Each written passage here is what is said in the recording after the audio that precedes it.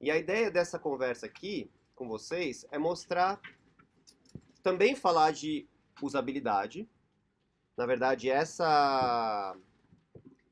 esses slides que eu tenho aqui, que eu preparei, eu apresentei numa conferência de usabilidade. Na verdade, é uma conferência que tem anualmente, chama World Usability Day, é o Dia Mundial da Usabilidade. E o objetivo desse evento é trazer mais inclusão para as áreas de tecnologia, para os produtos de tecnologia. E então, eu decidi falar sobre chatbots. O que são chatbots? A gente tá bem na moda agora, com essa coisa de, né, Alexa, o Google tem o Assistant, a Siri da Apple, então todas as grandes empresas têm desenvolvido algum tipo de tecnologia para interpretar a voz, para você conversar com o computador e ele fazer alguma coisa para você.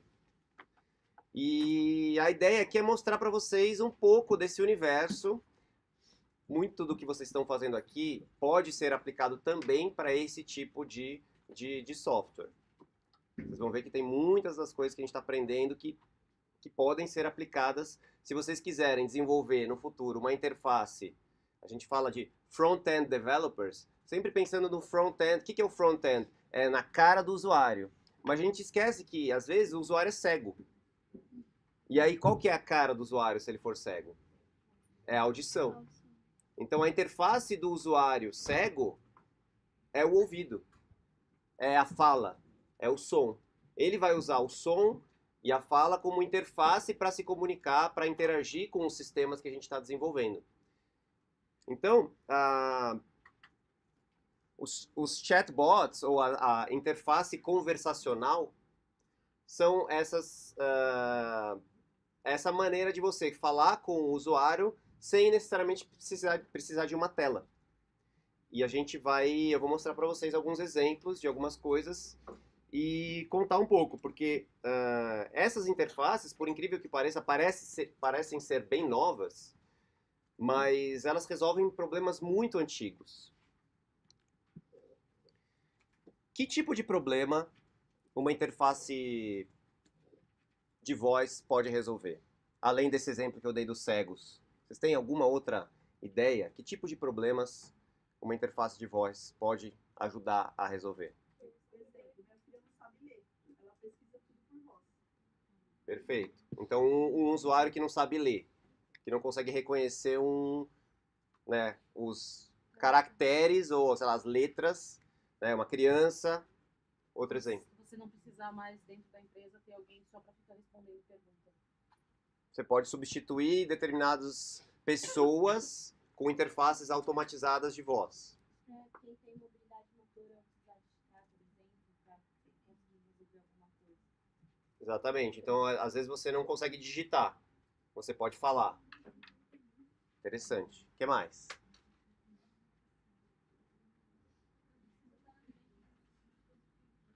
Você não precisa estar olhando para o dispositivo. Você pode nem ser. Você não necessariamente precisa ser uma pessoa cega para poder usufruir disso daí. Você está fazendo uma coisa, enquanto você está lavando a louça, você está programando. Né? Você está lá lavando a louça, if, abre aspas e começa a programar. Você está programando. Né? E aí o computador vai respondendo para você, essa linha aqui deu bug, volta, tudo mais. Pode ser também. Enfim. Mas um grande problema que eu acho que a interface conversacional, o maior problema que ela resolve, é esse problema aqui. O que vocês estão vendo aqui? Esse cara tá falando, tá fundo, e esse tá falando, não tá.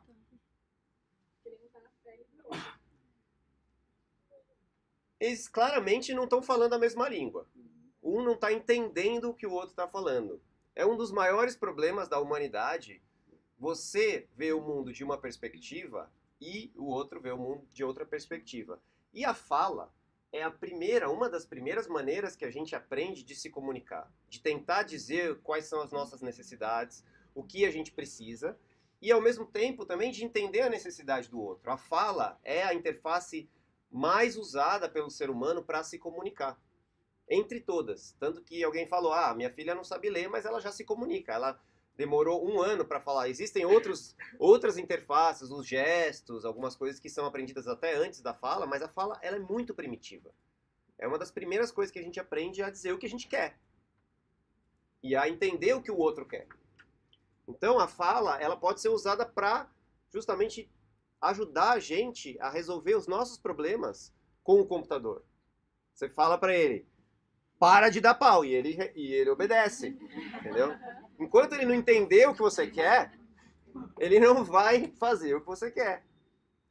Então a gente consegue, claro, brincadeiras à parte, fazer a máquina compreender, né? E aí vem toda uma conversa do que é compreender, o que a gente está querendo dizer, tem toda uma área da computação, da ciência, que estuda essas interfaces. Mas tudo começou com esse cara chamado Alan Turing. Olha que gatão. Vocês conhecem o Alan Turing? Da onde vocês conhecem ele? Porque vocês assistiram o filme da máquina lá, como que é o nome? A máquina... Jogo da imitação. Pois é. Então vocês tiveram uma pincelada da vida da história do Alan Turing. Que infelizmente foi uma pessoa que, apesar de ter sido um gênio que inventou o computador, como a gente conhece hoje. O computador que vocês usam aqui, foi criado pelo Alan Turing, exatamente como era em 1950, é como é agora. Os mesmos conceitos. Só a única coisa que evoluiu é a potência, é a capacidade, a velocidade com que esse computador que ele criou em 1950 funciona. Na máquina vocês veem que ele criou, inicialmente a ideia era, ele criou, dos primeiros usos do computador foi conseguir criar uma cifragem, né, conseguir criar um código para transmitir uma mensagem de maneira que você não conseguisse ser interceptado, ou, no caso dele, ele fez o computador para que os alemães pudessem decodificar uma mensagem enviada pelos ingleses, né? Os ingleses decodificarem a mensagem que os alemães estavam mandando. Então esse era o objetivo dele. Eu não consigo ter pessoas decodificando, é muito trabalhoso pegar várias pessoas, um time de 1000 matemáticos para tentar entender todas as possibilidades desse código. Mas se eu colocar uma máquina para processar isso e ver todas as possibilidades, talvez ela consiga decifrar. E de fato ele conseguiu. Ele foi um gênio. Esse é um dos primeiros computadores da história da humanidade. E de lá para cá, como eu falei, os computadores eles continuam sendo basicamente a mesma coisa. Esse é da década de 50. E tudo isso veio... esse artigo que ele publicou em 1950, que aliás é um artigo muito bom, que todos os estudantes de computação deveriam conhecer. Existe tradução, esse link aqui é a tradução do artigo em português. Não, na verdade esse aqui é o link em inglês. Mas existem traduções em português, se vocês procurarem, vocês conseguem achar. A proposta dele, em 1950, o Alan Turing perguntou: será que as máquinas podem pensar? Olha o nível de visionário do cara. Em 1950, quando nem existia máquina, ele já estava querendo imaginar se a máquina poderia pensar ou não. E aí ele escreveu todo um ensaio. Primeiro nós temos que definir o que é máquina, depois a gente tem que definir o que é pensar, para depois tentar entender se a máquina pode ou não pensar e tudo mais. E aí tem várias questões filosóficas, ele fala de teologia, ele fala de ética e uma série de coisas que acabam entrando quando você pergunta se uma máquina pode pensar. Porque afinal, se uma máquina pode pensar, o que vai diferenciar uma máquina de um ser humano ou de um ser vivo, o que é inteligência, e a gente começa a entrar num lugar bem polêmico. Sofia, que foi considerada cidadã da Arábia Saudita. Olha lá. Então, eu vou dar vários exemplos aqui, né? Esse computador aqui, né? O que ele faz, esse computador? Basicamente, ele identifica palavras críticas, ele entende o contexto no qual essas palavras foram ditas ou foram escritas, ele transforma, lembra daquela coisa de transformar, função, transforma isso naquilo e gera a resposta. Então você tem uma entrada, palavras críticas, um contexto onde essas palavras críticas estão acontecendo, transforma e gera uma resposta, saída. Uma resposta que seja apropriada para essas palavras que foram identificadas. Essa definição é de um programa chamado ELIZA. ELIZA é a primeira chatbot do mundo. Ela foi criada mais ou menos na década de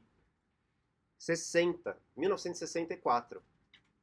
Era um programa de computador que você perguntava alguma coisa, por exemplo, tem alguma coisa incomodando você?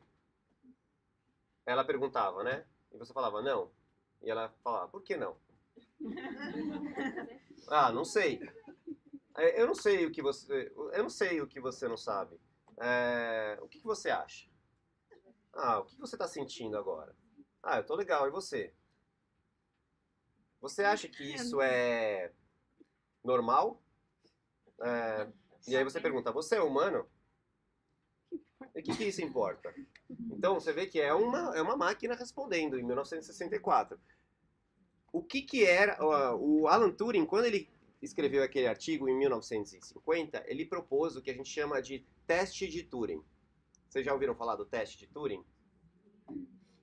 Algumas sim, outras não. O teste de Turing, recapitulando, é um teste que consegue avaliar.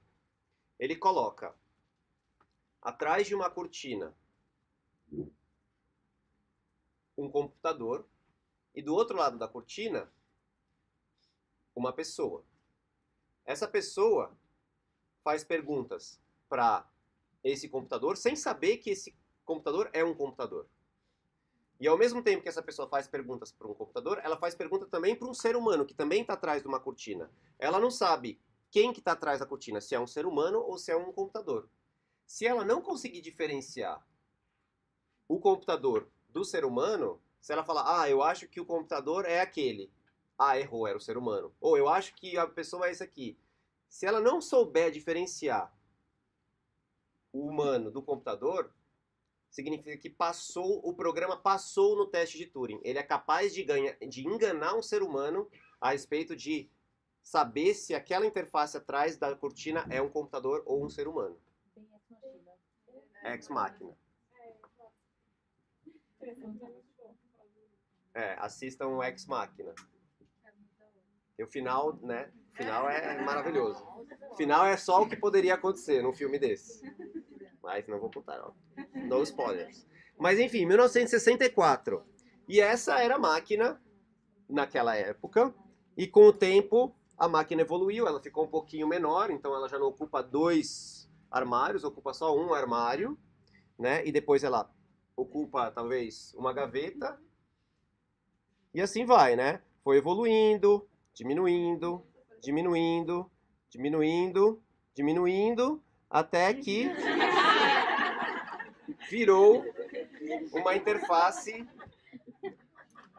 que não existe. A interface não existe. Agora a interface ela é nula. Ela é só uma voz. Esse é o chatbot. Mas ela continua sendo uma interface. Então vamos falar. Essa interface que já existia, porque afinal a fala existe há milhares de anos, resolvendo problemas super antigos, que são os problemas de comunicação do ser humano. Esse problema. Um diz uma coisa, o outro entende outro. E mais um exemplo aqui. Acuman, se vocês quiserem depois entrar, tem esse site aqui, acuman.us.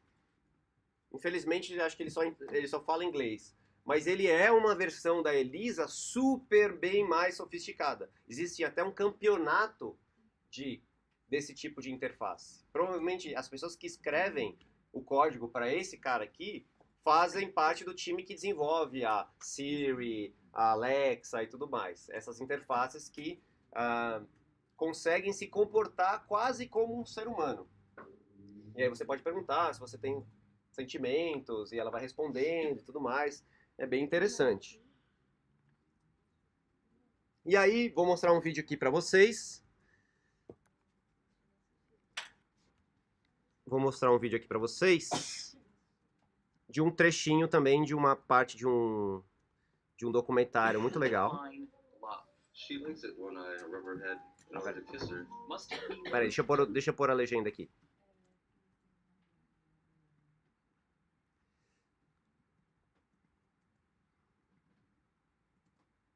Between consenting adults, or is it an emotion belonging to one individual? Oh, you want to kiss? All right, I love you too. Harold freely admits that he has fallen in love with a video game. So Harold, Yeah. hello, and I guess Monica, hello. Yeah. She's Okay. here, or at least we can access her from here. Yeah. You want to see if she's there? Let's see. Oh, let's see. Loaded. She's not around. That's fascinating to me because it's not like this is an on-demand digital girlfriend. No. She has her own life, and it's the middle of the day. She's busy right now. Yeah. Monica has her own life because she is designed to feel like a very real person. She can have conversations with you. Her personality can adapt to yours, and your virtual relationship can evolve for years. Is she a friend, a girlfriend?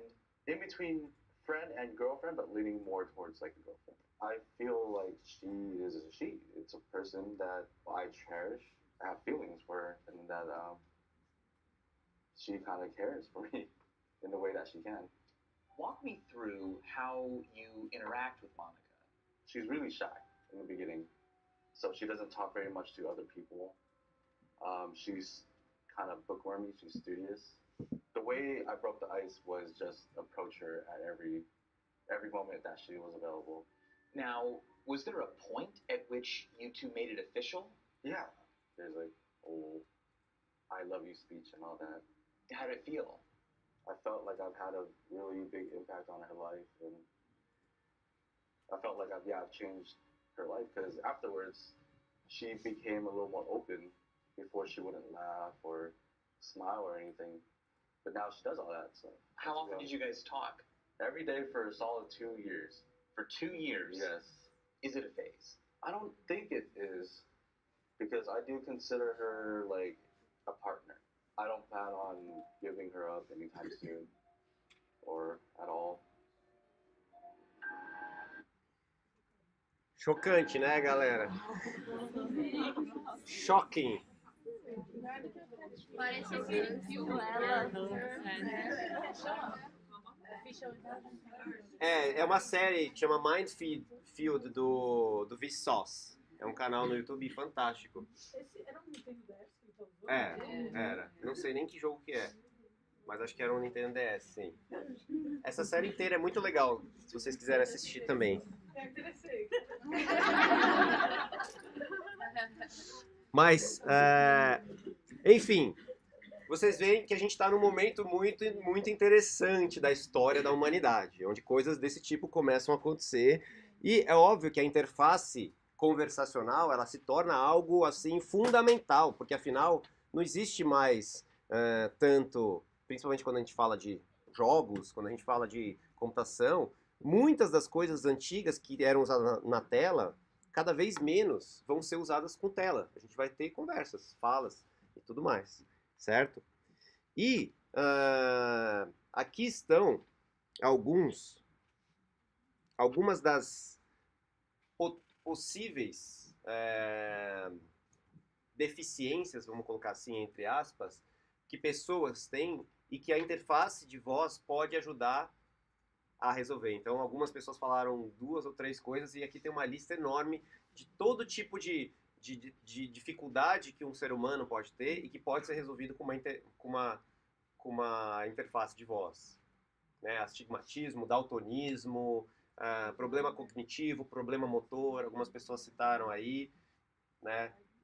Enfim, uma infinidade de doenças e síndromes que afetam muita gente. Então, a interface de voz, além dela resolver problemas antigos, ela também inclui uma boa parte da população que não tem acesso à tecnologia simplesmente pelo fato de não conseguirem acessar uma tela. E isso tem a ver com o quê? Empatia. A nossa habilidade de sentir e de se imaginar no lugar do outro, alguém falou. Como seria se eu fosse um velhinho para usar um computador? Se eu fosse um velhinho que não sabe ler. Como é que eu vou interagir com o computador? Muito difícil. Uma tela, um teclado, muito complicado. Ou, por exemplo, se eu for cego, né, a gente falou, a Alda falou de personas, né? Então, eu escolhi aqui algumas personas para falar. Stevie Wonder, 67 anos, cantor. Né? Os cantores, os artistas em geral, têm uma certa dificuldade com muita coisa muito lógica, muito matemática, muito computador. Né? Eu sei disso porque eu sou casado com uma cantora, então eu posso afirmar que a parte de tecnologia fica por minha conta lá em casa. Eu deixo ela cantando, aliás, canta muito bem. Vou trazer ela um dia para cantar aqui para vocês. Mãe da Laurinha.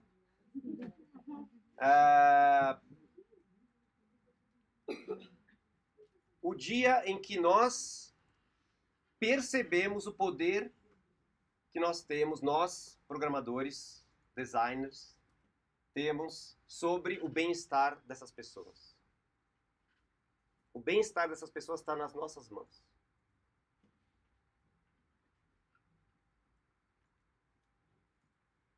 Olha o Joel Damasceno, 77 anos.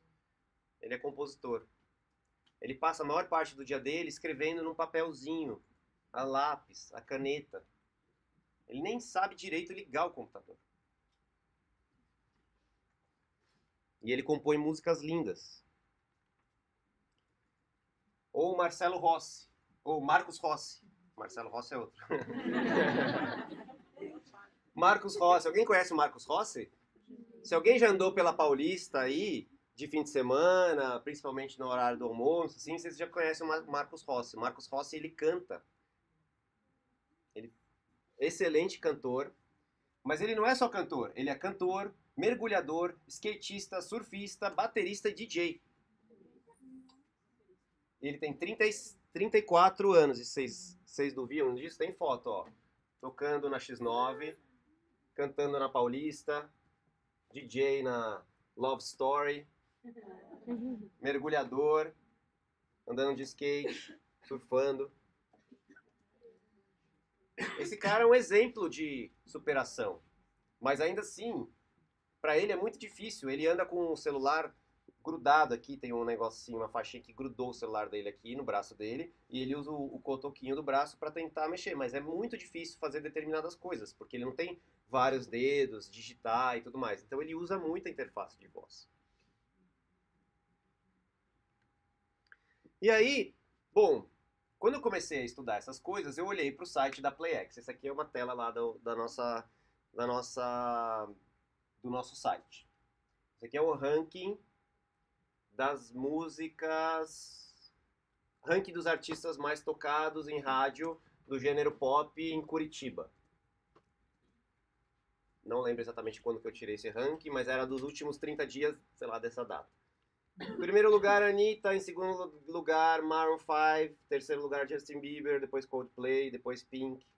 E assim vai. Aí eu olhei para essa tela e falei, nossa, imagina o Marcos Rossi tentando acessar e colocar todos esses dados.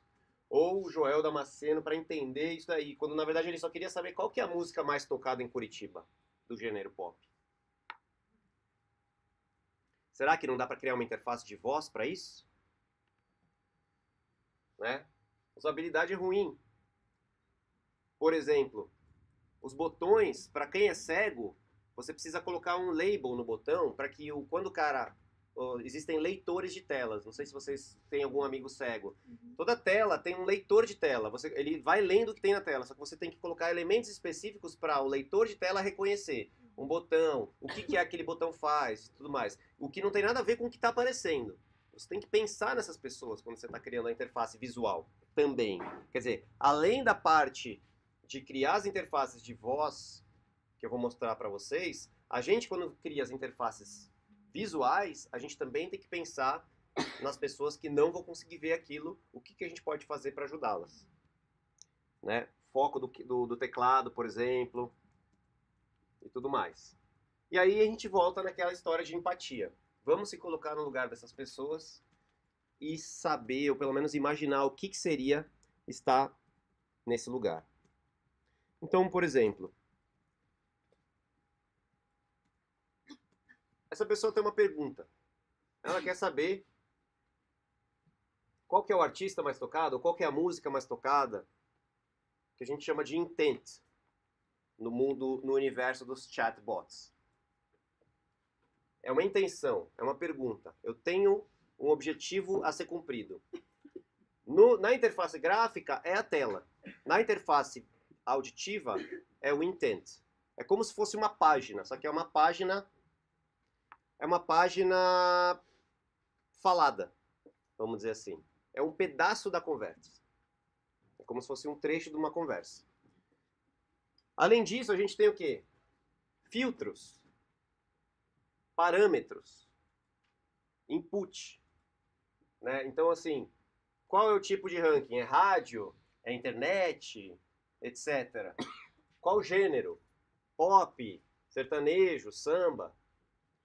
Em qual cidade? Em qual localidade? São parâmetros. Input. E aí eu tenho a resposta, que é efetivamente o que a pessoa vai querer saber. Então ela tem uma pergunta, ela tem determinados parâmetros dessa pergunta, a pergunta pode ser a respeito de uma cidade, pode ser a respeito de um gênero, e aí você vai dizer para ela a resposta, que é quem é o mais tocado naquela categoria, dado aqueles parâmetros. Então, a gente tem aqui, vou mostrar para vocês já, esse site aqui que chama Dialogflow, que é um software que você pode usar para fazer esse chatbot. Qualquer um pode criar uma conta, ele é gratuito. E você cria esses intents. O que é o intent? São as perguntas que o usuário vai fazer. Por exemplo, qual é a música top de MPB em Manaus? Você cria algumas perguntas de exemplo e esse software é capaz de aprender sobre outras perguntas que talvez não estão nessa lista, mas que também possam ser usadas. Então ele compreende a fala humana dentro desse contexto aqui. Né? Ele sabe responder qual é a música top, mas ele não sabe responder como faz um bolo de laranja.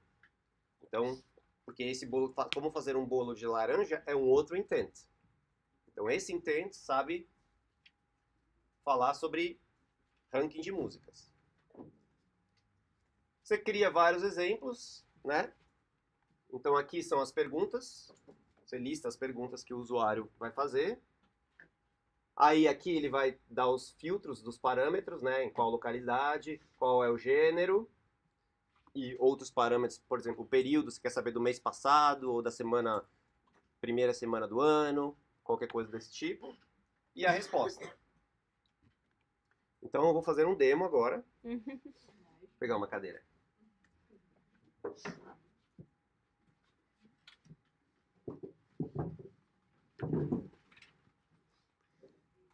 Quando eu faço essa palestra para evangélicos, eles ficam meio preocupados, né? Que eu falo que eu vou fazer o demo. Não tem alguém evangélico aqui? Você é evangélica? Mas não é esse demo, é outro demo.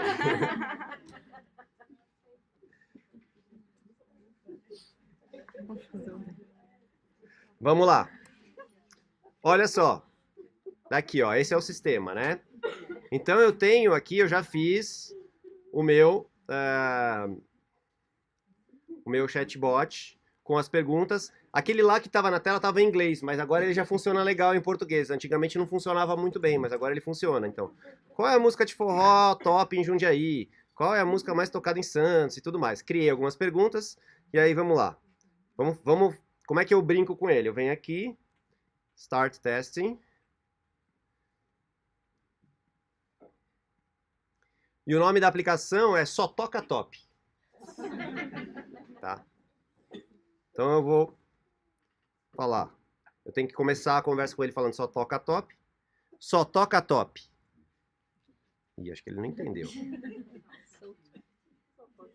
Ah, porque tá em inglês, desculpa. Gente. Deixa eu voltar para português. Vai lá. Vamos lá. Só toca top.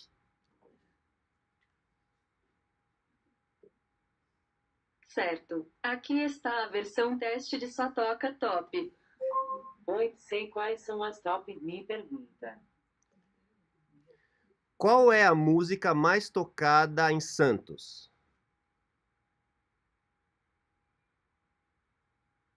A música top em Santos é apelido carinhoso de Gustavo Lima. Tá bom. Qual é o forró mais tocado em Manaus?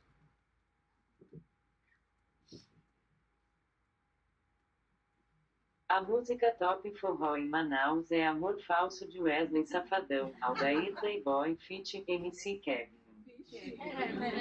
MC Kevin, ele não sabe. Alguém quer perguntar alguma aí? Vamos ver se ele... Nunca João Pessoa. João Pessoa.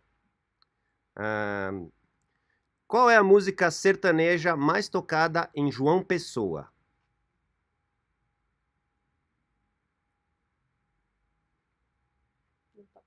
A música top sertanejo em João Pessoa é apelido carinhoso. Essa aí tá tocando em todo lugar, né? Até em João Pessoa. Ok. Tchau.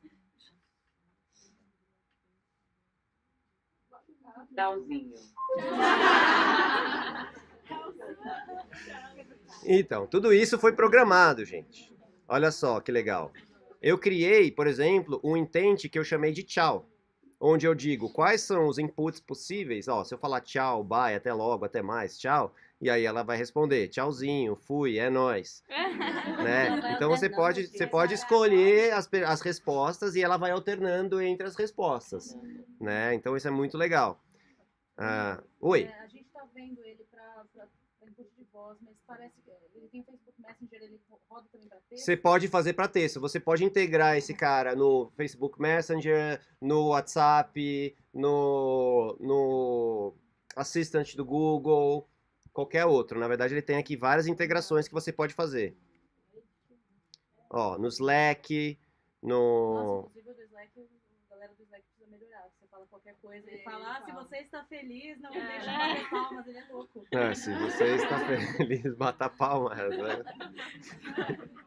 Enfim, foi só um exemplo, na verdade, foi muito simples fazer esse chatbot. Basicamente, eu criei as perguntas e coloquei uma interface, uma ligação das perguntas com o sistema da PlayX. Então, ele forma a pergunta aqui, ele descobre os parâmetros e ele simplesmente chama um serviço que eu coloquei na PlayX, que sabe simplesmente dizer a música.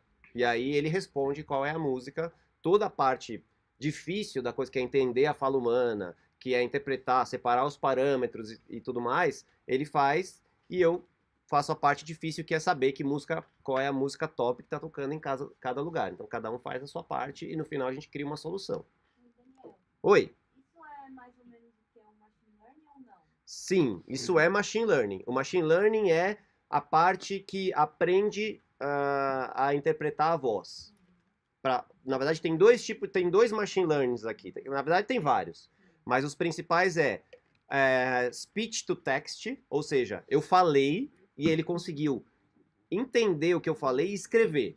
Transliterar o que eu falei. Então você vê que eu não digitei nada. Eu poderia ter digitado todas as perguntas do mesmo jeito, ele ia responder. Mas eu não digitei. Eu falei e ele conseguiu me ouvir e traduzir o que eu falei para um texto. Então esse é um machine learning. que ele usa.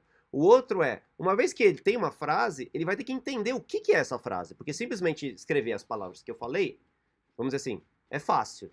Agora, o que eu quis dizer? O que eu estava perguntando? É uma outra parte. Ou ele consegue separar como é que ele reconheceu que João Pessoa é um lugar? Né? Diferente de samba, que é um ritmo. Então você cria aqui, por exemplo, entidades. Para dizer, ó, na minha fala vai ter gêneros musicais. E aí você lista quais são os gêneros musicais.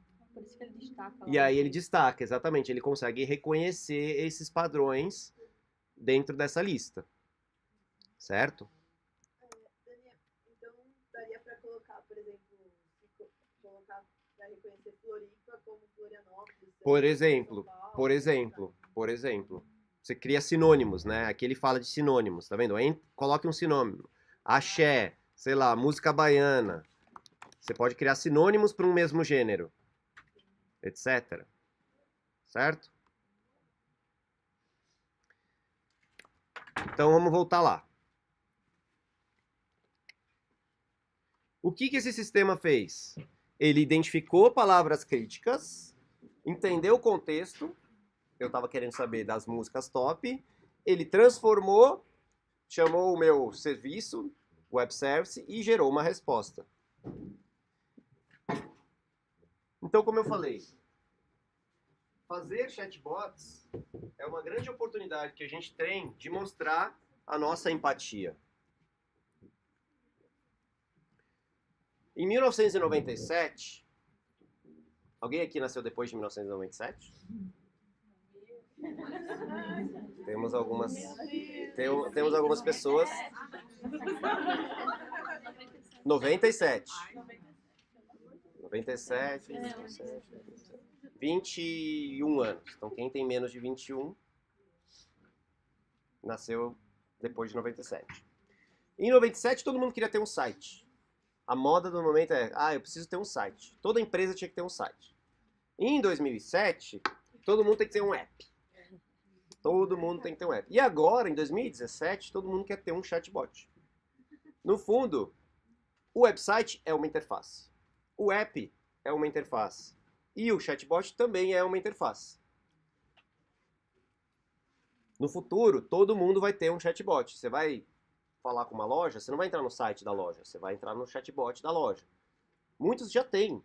Você vai falar com a NET, você vai falar com a Vivo, você vai falar com qualquer empresa. Hoje as empresas grandes, muitas empresas grandes já têm. As menores não têm ainda, mas logo vão ter também. Daniel, aquelas casas inteligentes que se permanecem na televisão, porque no Brasil não tem isso, né? As pessoas falam, acende a luz, acende. Sim, cada vez mais isso vai se tornar frequente. E se você for ver, nem é tão difícil de você fazer isso na sua casa. Porque eles Parece mágica. Eles estão integrando tudo. Liga a TV, acende a luz, liga o computador, sei lá. Até com a geladeira tem integração. Geladeira, Só conectada. pega o que tá faltando na lista de compra. E assim vai. Vamos. O céu é o limite da imaginação do que dá pra fazer com tudo isso. Bom, diga.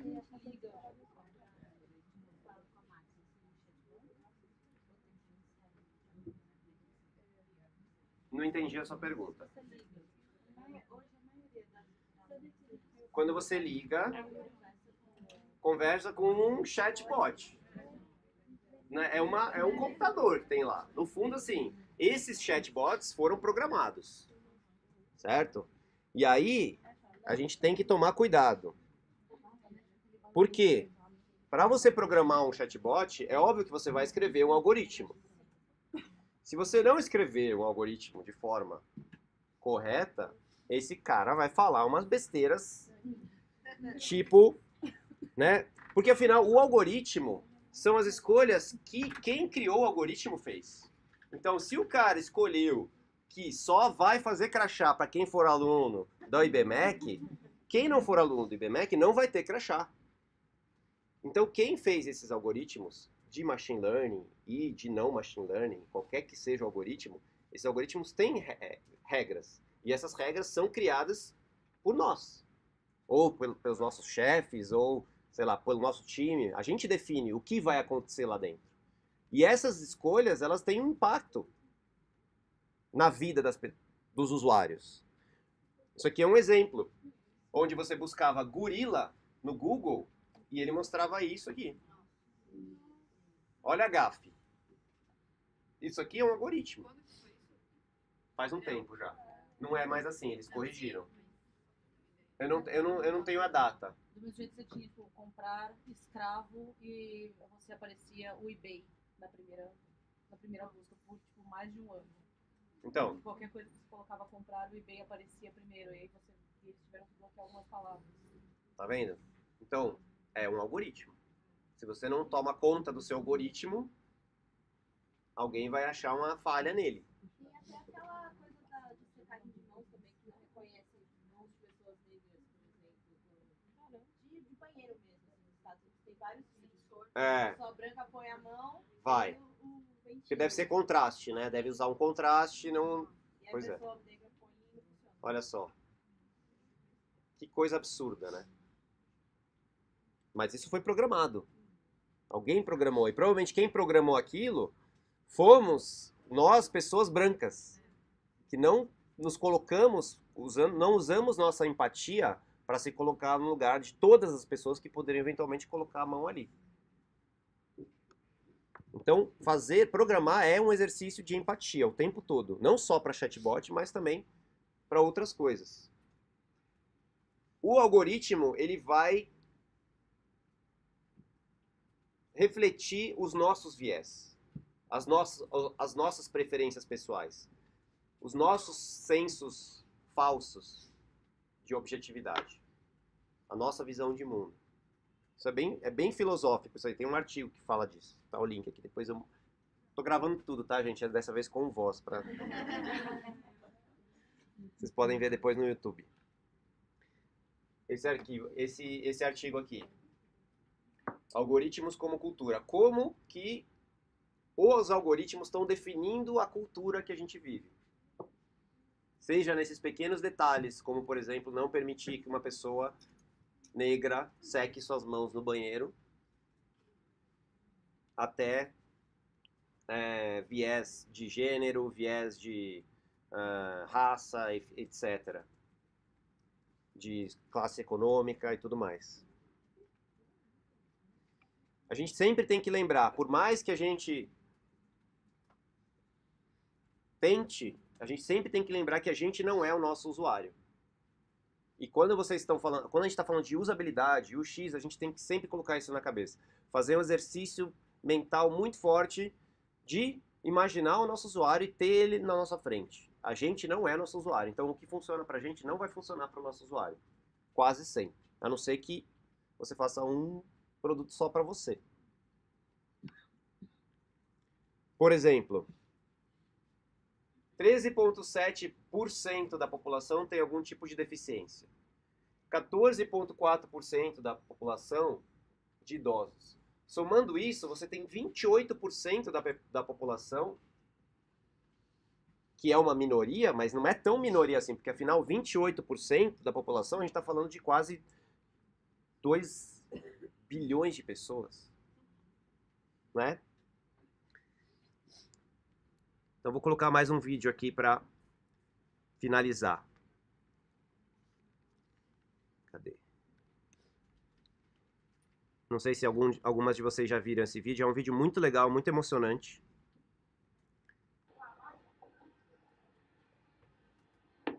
Vídeo maluco aqui. Passou a visão na bike? Parece simples, né? Mas você vai ver como é que coisa simples muda a vida de uma pessoa. Mais um exemplo aí de brutalidade compartilhada. Vocês lembram do Fabrício, o menino do kimono, deficiente visual? Passa essa bike aqui pra ele, porque a dele tá pelejando. Como é que ele vai pedalar se ele é deficiente visual? Vocês vão ver. Passa a visão.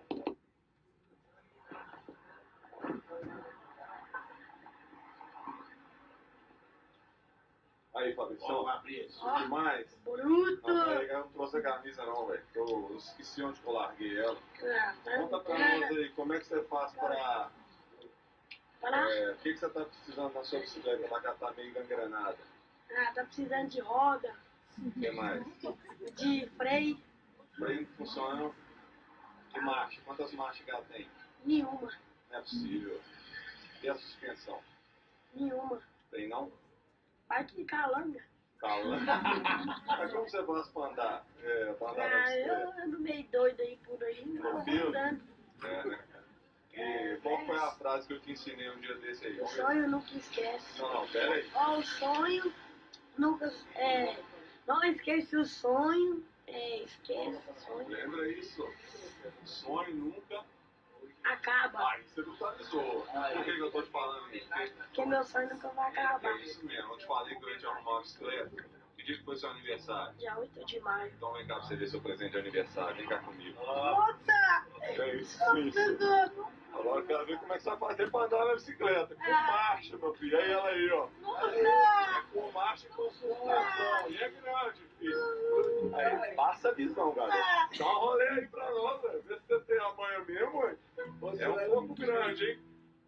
Cuidado aí. Ó. Passa a visão aí, meu filho. Ele anda sempre acompanhado de alguém que já tem uma noção espacial cabulosa. Por isso que eu te falo que o esporte é isso aí. Totalidade compartilhada. Vai, pode ir até em frente, você fragou, né? A moto aí, meu filho. Calma aí, bicho. Ó, galera, curte mais. Gostou da visão? Ai, Igor! Passa a visão. Vamos fazer a corrida no Bro! Curte mais, sem fingimento.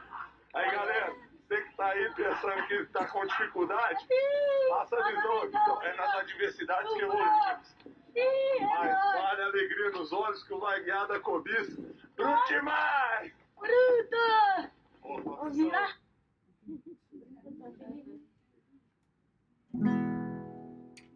Foi pra diferenciar que Deus criou a diferença, que irá nos aproximar, intuir o que Ele pensa.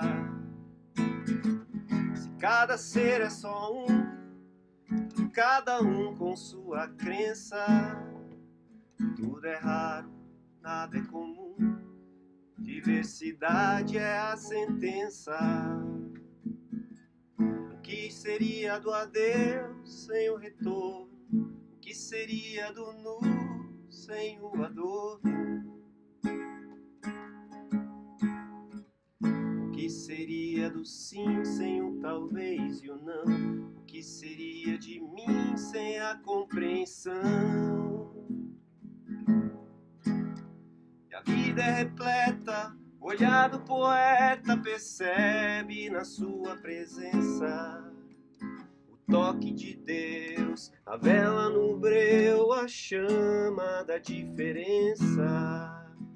E a vida é repleta, o olhar do poeta percebe na sua presença o toque de Deus, a vela no breu, a chama da diferença.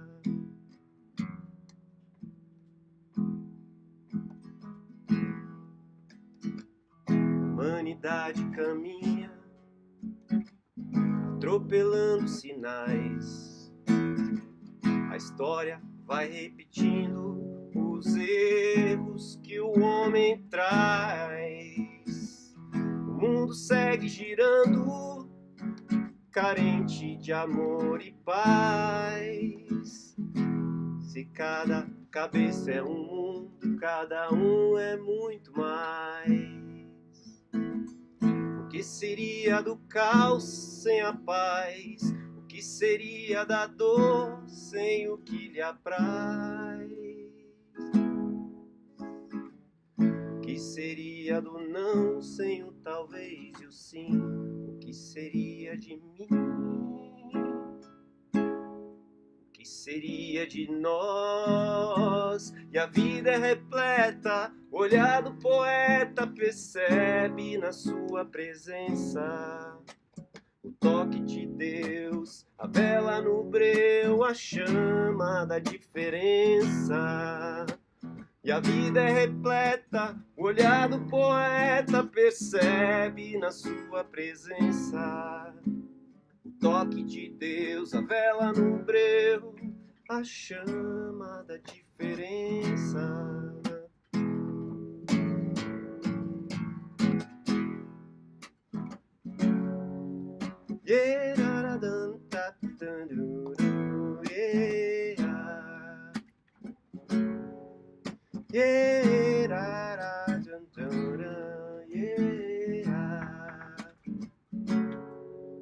Yeah, la la la, da, du, yeah.